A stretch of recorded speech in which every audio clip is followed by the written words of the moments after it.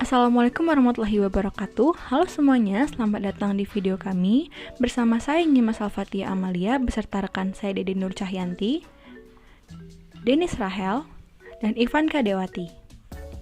Selama 3 menit ke depan, kami akan membahas suatu prinsip komunikasi, yaitu komunikasi bersifat prosesual, dinamis, dan transaksional. Selamat menonton! Yang pertama, komunikasi bersifat prosesual.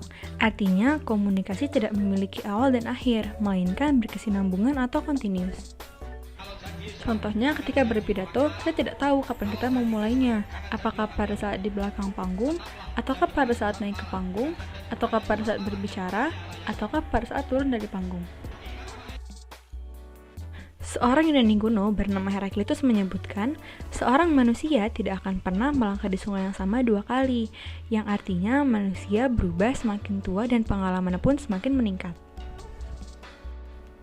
Contoh lainnya, ketika kita meminta mengambilkan buku pada teman, terjadi suatu proses pada saat kita memintanya sampai dia memberikan buku itu. Namun, bukan berarti komunikasi berhenti pada saat meminta atau mengambilkan buku itu saja. Yang kedua, komunikasi bersifat dinamis.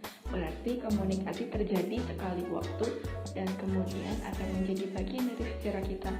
Bisa dianalogikan seperti kita yang menonton sebuah film yang sama sebanyak 2 kali. Pada awalnya, film tersebut akan sangat baru untuk kita, namun ketika menonton untuk 2 kalinya, kita tidak akan merasakan hal yang sama karena film tersebut sudah pernah ditonton. Hal ini juga dapat mempengaruhi perubahan sudut pandang, pengetahuan, dan perilaku dari peserta komunikasi. Contohnya seperti orang yang berubah karena dihipnotis. Dan contohnya, ketika kita berbincang dengan teman masa kecil, kemudian tidak pernah bertemu lagi dengannya, lalu tiba-tiba bertemu saat kuliah, konversasi yang dilakukan akan sangat berbeda dari pembahasannya, cara menyikapi sama lain, dan sebagainya. Yang ketiga, komunikasi bersifat transaksional. Komunikasi merupakan suatu proses yang saling mempengaruhi, serentak, dan terikat.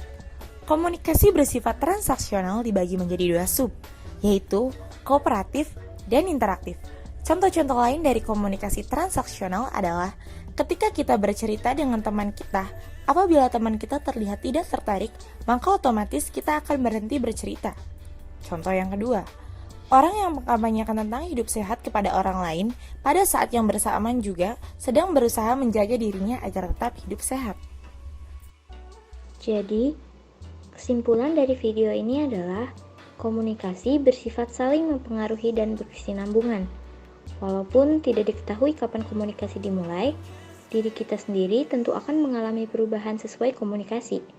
Contohnya, bila kita berusaha untuk membujuk orang lain, maka kitalah yang akan menjadi orang yang paling terbujuk. Hal tersebut menandakan secara tidak langsung dan tidak sadar, pikiran kita turut dipengaruhi oleh komunikasi yang kita lakukan dengan orang lain.